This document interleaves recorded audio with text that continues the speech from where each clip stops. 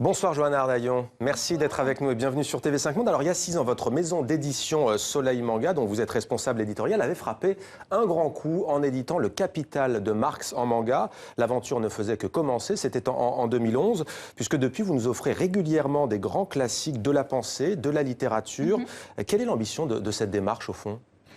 En fait, au départ, ce que j'ai cherché à faire, c'était vraiment de faire découvrir des grands textes, mais d'une manière un petit peu différente, peut-être un peu vulgarisée. Et surtout, je voulais, d'abord avec Le Capital, en fait, proposer un texte que beaucoup de gens ont envie de connaître, ont envie de découvrir, mais qui n'ont pas forcément, au départ, le courage de se plonger dans le texte initial de Marx. Et moi, la première d'ailleurs, je suis pas du tout spécialiste d'économie et je trouvais que cette idée était superbe et surtout que le travail donc des Japonais, puisque c'est un travail d'artistes japonais au départ, avait été formidable parce que les concepts, le mécanisme du capitalisme est extrêmement bien expliqué dans ce livre et je trouvais que c'était une belle manière d'aborder un texte et après, pour ceux qui ont envie de poursuivre plus en détail, d'être une porte d'entrée pour les textes d'origine. Alors on a donc Albert Einstein, théorie de la relativité, Friedrich Nietzsche, Ainsi parlait Zarathustra, Jean-Jacques Rousseau, du contrat social, on a donc cité Karl Marx. À qui s'adressent ces mangas ?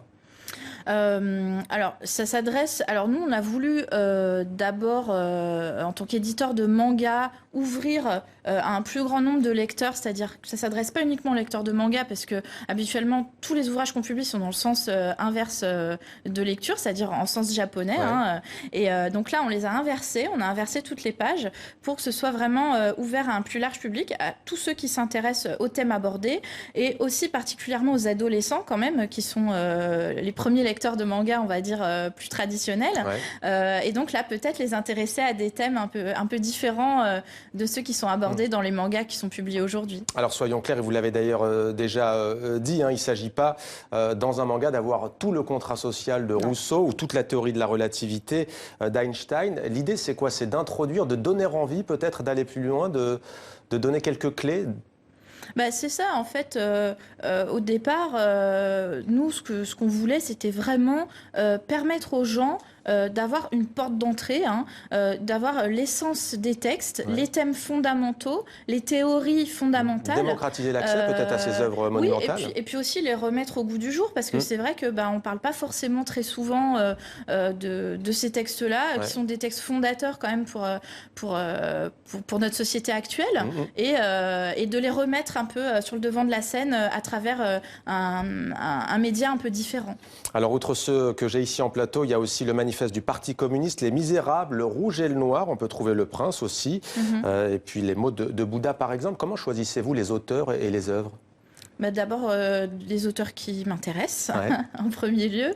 C'est vrai que la curiosité de s'intéresser à des titres. Après, moi, j'ai une formation littéraire de base, donc j'avais envie aussi de parler de textes que j'ai étudiés plus profondément dans mes études et de les remettre un peu entre les mains des bacheliers ou des étudiants en littérature pour les aider un petit peu.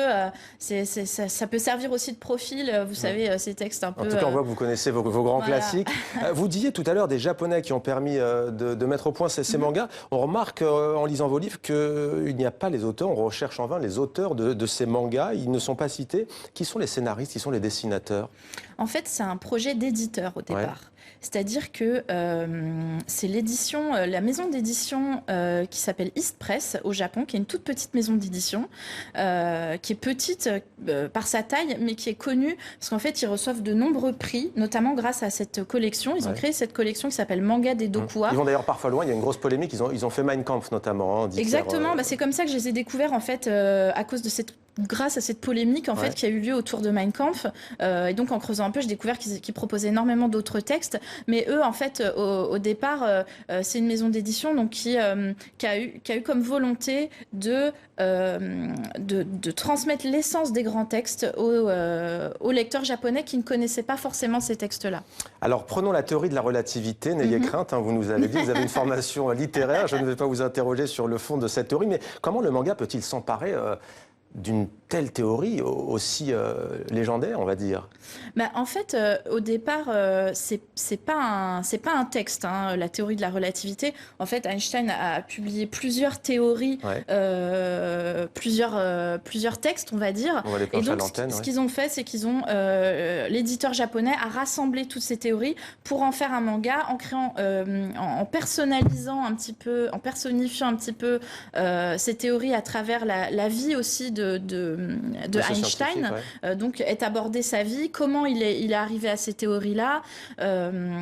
Donc, il y a un travail aussi un petit peu de fiction, on va dire, autour de ça, pour permettre de comprendre les théories à travers la vie de l'homme. Ouais.